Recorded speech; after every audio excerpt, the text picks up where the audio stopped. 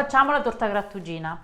È una torta che mi ha dato zia Santinella, una torta molto vecchia, e la facciamo insieme perché è facilissima da fare, servono pochi ingredienti e anche divertente da fare. Allora, per la base un uovo, 5 cucchiai di zucchero, 100 g di burro fuso, 300 g di farina e una bustina di lievito per dolci. Per il ripieno 300 g di ricotta, 5 cucchiai di zucchero, un uovo e 3 cucchiai di cacao amaro.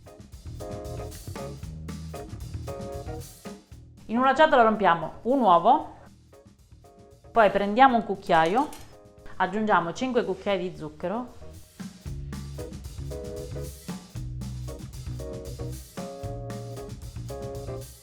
poi aggiungiamo 100 g di burro fuso, una bustina di lievito per dolci ed iniziamo a mescolare. Potete mescolare con una forchetta come faccio io adesso, oppure andare direttamente dentro con le mani come se faceste una frolla.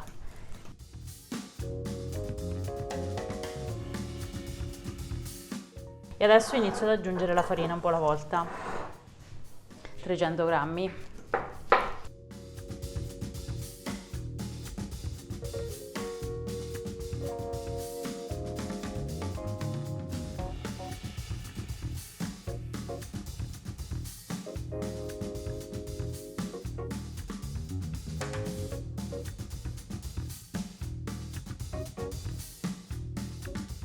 Quando l'impasto diventa più consistente, continuiamo a lavorarlo sul piano fino ad assorbire tutta la farina.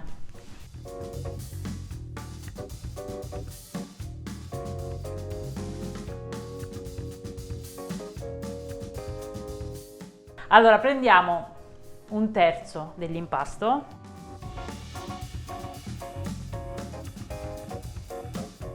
lo rivesto con la pellicola e lo metto in congelatore.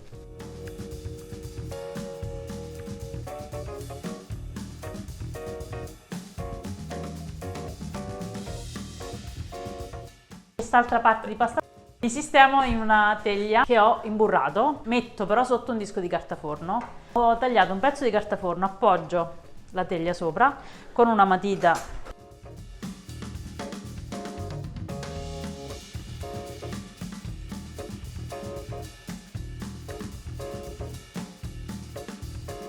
siccome la teglia è imburrata, come appoggio la carta forno si appiccica. Prendo dei pezzettini e la metto sulla teglia e la allargo con questa parte della mano.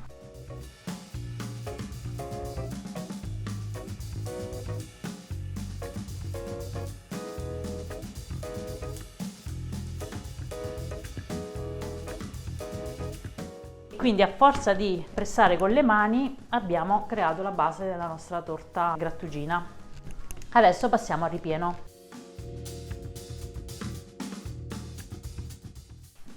Mettiamo l'uovo, un uovo, quindi 300 g di ricotta, un uovo, 5 cucchiai di zucchero e 3 cucchiai di cacao amaro.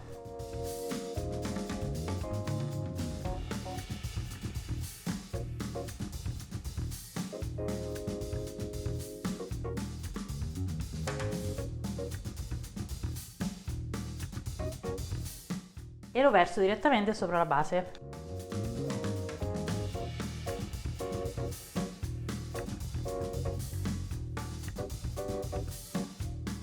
E allarghiamo per bene.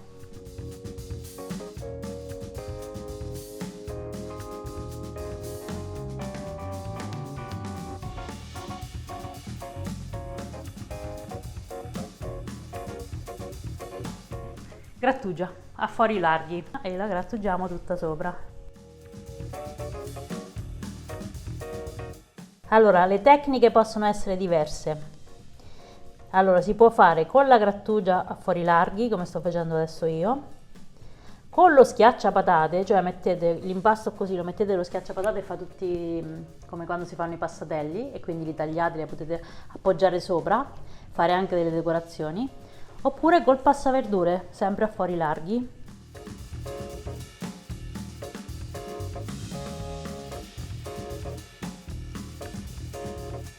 Inforniamo e facciamo cuocere a 170 gradi col forno ventilato per 35-40 minuti. Col forno statico aumentate la temperatura di 10 gradi.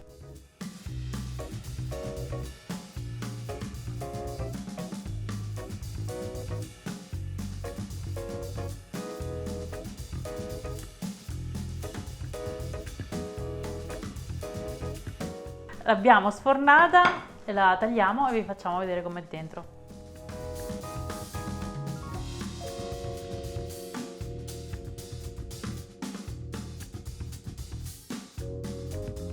E eccola.